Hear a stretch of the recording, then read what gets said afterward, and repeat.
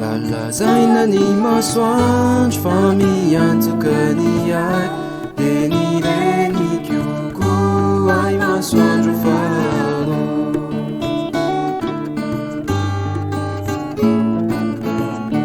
Lalazaina ny masoandro fa miantoka ny ay dia ny renikioko ay masoandro faro.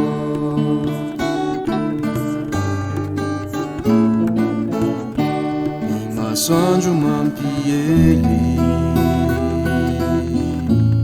sy mampisy hazavana, fantaroko fineny manome ay hafanana. Ny masoandro loharano sy mpamelona ny voary, ny anay ato an-trano dia ineny no mpiary.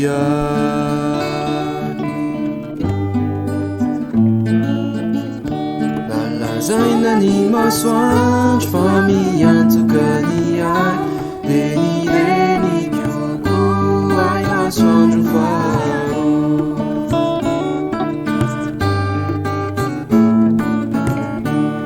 Masoandro mampitafy da voary maitso mavana, enineny no miafy manolona tsy fananana.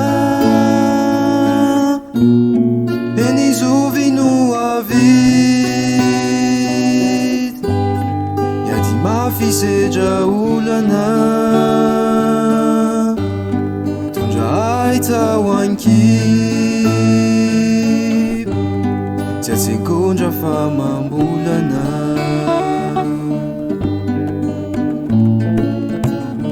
Lalazaina ny masoandro fa miantoka ny ay dia ny renikioko ay masoandro faro.